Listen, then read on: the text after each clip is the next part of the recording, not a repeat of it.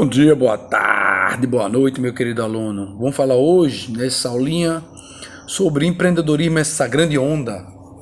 E se a gente fosse reportar realmente o que é o empreendedorismo, de acordo com o que Schumpeter falava, que ele dizia que o empreendedor é aquele que está apto a correr riscos e mudar o cenário econômico, a gente vai se reportar lá atrás, no passado, já vê que já existiam grandes empreendedores naquela época. Pô, você tem ideia de expansões marítimas que eu acho que são dos maiores marcos do processo de globalização no nosso planeta.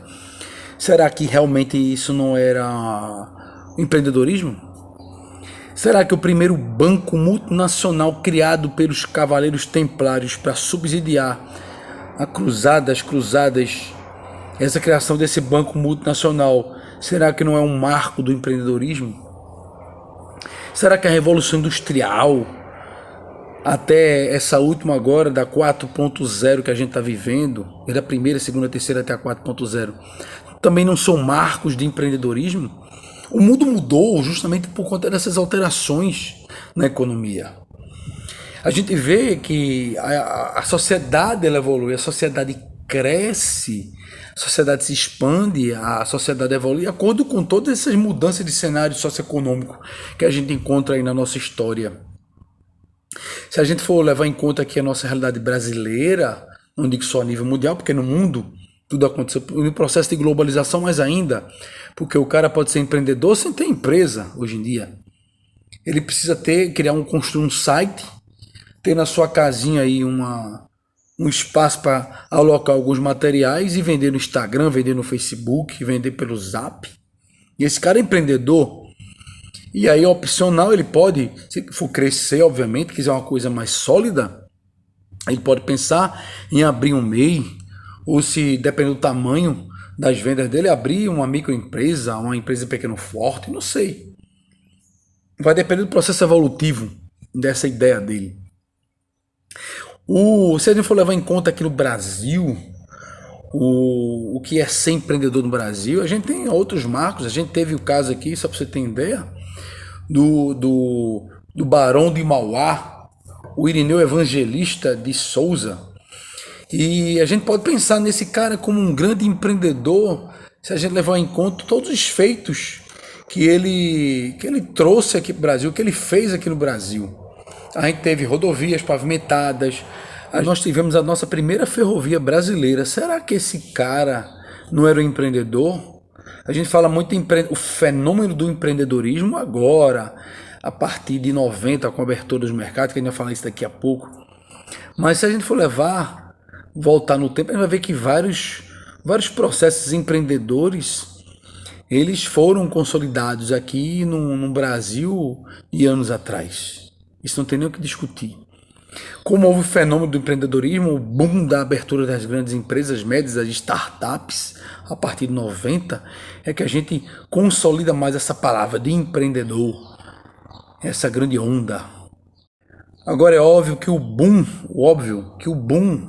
do empreendedorismo aqui no Brasil foi já as tentativas da saída da época do governo Sarney, com aquelas tentativas do plano cruzado, tabela da Tsunami, tentando reerguer a economia, mas a entrada de 3 presidentes que tentaram, obviamente, alinhar, de desestatizar o Brasil. Mas eu acho, para mim, um dos maiores marcos é o Fernando Collor de Mello, um cara que costumava muito viajar para os Estados Unidos, chegava lá, andava de Ferrari, Lamborghini, carros bons, chegava aqui no Brasil, só tinha Fusca, aquele Gol quadrado, Fiat Elba, Fiat 147, que eram carros que, se a gente fosse comparar com a realidade de fora do país, eram carros que eram meios de transporte.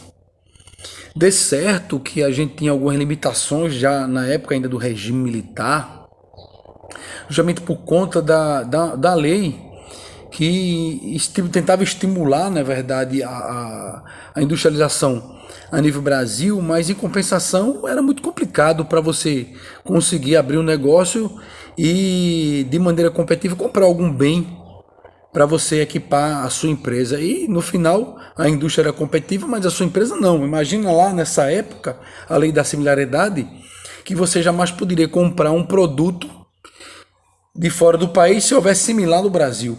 Vamos supor que tu quisesse abrir uma padaria, tu quisesse aquele balcão de frios, e tu encontrasse lá na Argentina, ele a R$ 1.500, ele com frete já instalado na tua padaria, e você encontrou por R$ 1.500, você não poderia comprar. Você teria que ver, de acordo com essa lei, se existia aqui no Brasil, no mercado interno, esse mesmo balcão frio para colocar na padaria. Aí tudo bem, você vê que pela lei da similaridade existia no Brasil esse mesmo item. E esse item custaria R$ 5.000 sem o frete e sem instalação. Você teria que comprar esse. E aí você vê que todas essas discrepâncias que não facilitavam o boom, crescimento do Brasil. Mas aí o Fernando Collor de Mello, na época ele ia para os Estados Unidos e voltou para o Brasil, e ele disse, não, temos que abrir o mercado, até abrir o mercado, porque os nossos carros são as carroças. E acredito que abrindo o mercado é que a gente vai conseguir, numa política mais neoliberalista, a gente vai conseguir fazer com que o Brasil ele cresça, ele evolua. Agora é importante a gente entender que, beleza, foi ótima a abertura econômica do Brasil. Foi ótima a abertura, a entrada de capital estrangeiro.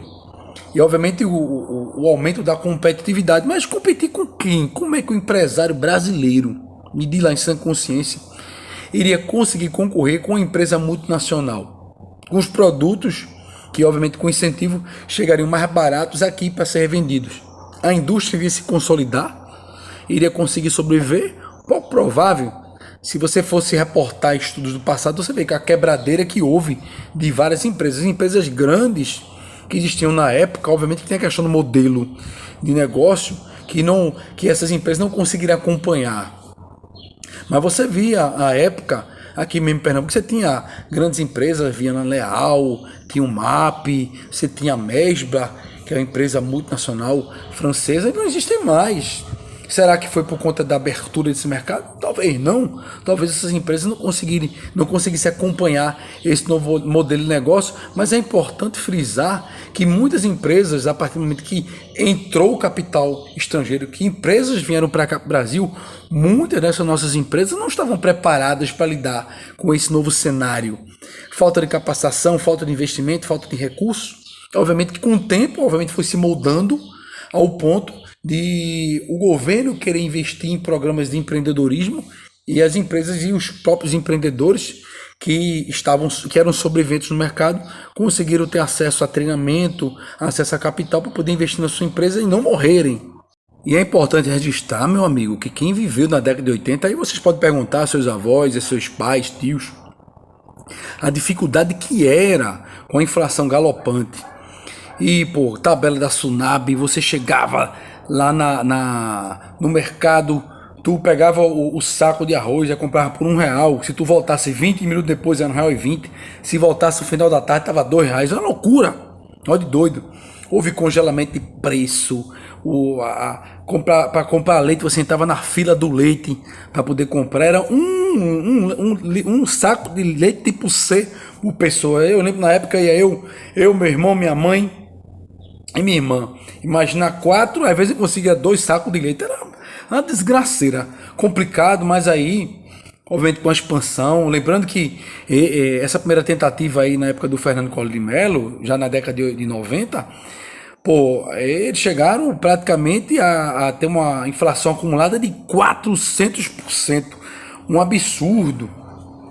Para você ver que não era fácil você tentar reorganizar um país que vinha de uma crise de inflação absurda, de várias discrepâncias sociais, que era dominado por um regime militar que não é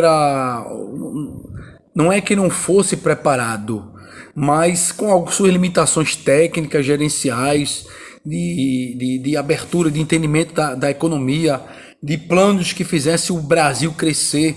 Na verdade foram feitos vários planos, só que não deram certo. E para a gente chegar até hoje, obviamente, o caminho foi muito longo para a gente, pelo menos, chegar numa condição que a gente vive hoje. Se bem que nessa pandemia o Brasil tá ruim, se bem que o Brasil, se a gente for parar para analisar, foi sempre um chororô, nunca teve bem das pernas. E a gente precisa realmente, no final, de um choque de gestão. Do ponto de vista de empreendedorismo, é óbvio que com o tempo o empreendedor ele teve que se adaptar a esse novo cenário, a essa nova realidade, e nasce aí um novo perfil de empreendedor que sai da realidade da busca da sua sobrevivência, não mais pela questão da necessidade, mas começa a aparecer a entrada do empreendedor mais por conta da questão da oportunidade, da preparação, daquele profissional que estudou, que fez um curso de administração, de gestão, que começou a entender um pouco de mercado, começou a entender um pouco de cenário, de produto, de estratégia, e fez com que esse boom ele se consolidasse, e com a implantação de novas tecnologias, ciclos tecnológicos avançando, com o crescimento inclusive da entrada das startups, cada vez mais esse boom se consolidou. É óbvio que aquelas empresas que estavam sólidas, que tinham recursos, conseguiram se consolidar no mercado. Você lembra aí, tem a história do Luiz de Queiroz, que esse cara foi um dos maiores empreendedores da década de 90. Esse cara era considerado o precursor do agronegócio brasileiro e também foi um grande incentivador da pesquisa científica no setor. Esse cara, ele criou a Escola Superior de Agricultura Luiz de Queiroz, que atualmente ela funciona como um braço da USP, Universidade Pública de São Paulo. A gente também teve na década de 90 outro grande empresário, que é o Atílio Francisco Xavier Fontana, que é o criador da Sadia, que é uma empresa que futuramente depois ela se fundiu com a Perdigão e criou a BR Foods, uma das maiores do Brasil. Aí também vocês têm essa empresa do ramo alimentício, tem outras empresas grandes, como pode destacar Valentim de Santos Diniz, que é um dos fundadores da rede de supermercados do Pão de Açúcar. E para você entender, esse projeto do Pão de Açúcar, ele era uma doceria. Com o tempo se transformou no grande conglomerado de supermercados, que a gente vê que ele tem vários nichos que ele explora, não é só essa rede. Ele criou várias redes de supermercados e tem várias marcas diferentes que ele coloca à disposição no mercado. Você tem outros, José Hermínio de Moraes, você tem outros grandes do grupo Votorantim, você tem indústrias têxteis, indústrias siderúrgicas, metalúrgicas, tem várias indústrias de produto químico que consolidaram a partir da década de 90, com a abertura do mercado. Acredito que isso não tivesse acontecido na época, com certeza a gente não teria esse boom do empreendedorismo no Brasil. Quando a gente pensa no empreendedor, a gente pergunta, existe quantos tipos de empreendedor? Existem vários tipos de empreendedor. Tem aquele empreendedor individual, que às vezes ele é confundido com o MEI, só que o MEI é o microempreendedor individual. O empreendedor individual, ele pode, veja só, ele pode ter um faturamento de até 360 mil reais por ano, se ele for enquadrado como microempresa, ou de 4,8 milhões de reais, se ele se enquadrar como empresa de pequeno porte. Já o MEI, a limitação dele é no máximo de 81 mil reais por ano. Você tem outro tipo de empreendedor, que é o empreendedor corporativo, que é composto por um grupo de pessoas que vão administrar uma empresa ou organização. A base financeira desse tipo de empreendedorismo ela está nas mensalidades que são pagas pelos associados. Esse investimento ele é utilizado para o quê? Para aprimorar a produtividade de todos os membros da equipe. Tu tens o empreendedor digital, que é aquele tipo de negócio em espaços virtuais e não físicos. E aí você tem como exemplo o empreendedorismo digital, que é mais falado hoje em dia, que você pode fazer a venda de e-books, fazer cursos online, você criar aplicativos e vender na rede, prestar algum tipo de serviço online. Pô, eu vi até interessante uma vez, que o cara, sacada, o cara ele abriu empresa de relacionamento virtual, mas não era um relacionamento propriamente de você se relacionar com a pessoa, de sair para jantar, namorar, não.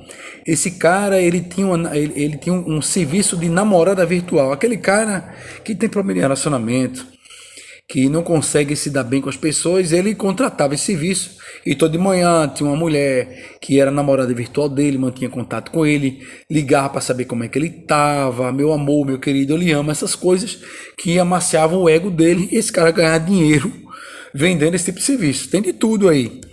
Tu tens o empreendedor social, que é aquele tipo de empreendedorismo que tem um foco em técnicas de gestão, que por objetivo tem de melhoria de outras empresas. E aí é um cuidado oferecido a funcionários de empresas que vão visar a melhoria do ambiente profissional, um ambiente pacífico, sustentável, que vai se envolver em questões sociais, econômicas e ambientais. E isso tudo ele é tratado realmente como empreendedorismo social, que tem por objetivo a elevação da reputação dessas empresas, esse tipo de empreendimento. Tu tem o empreendedor franqueado, que opta em não abrir seu próprio negócio, mas busca uma franquia, porque já existe um know-how, existe um conhecimento, uma expertise de determinadas empresas aí fora, e o cara abre as franquias, e o franqueador, ele busca o que é melhor dentro do perfil dele, e aí ele tem direito a essa concessão do produto ou serviço.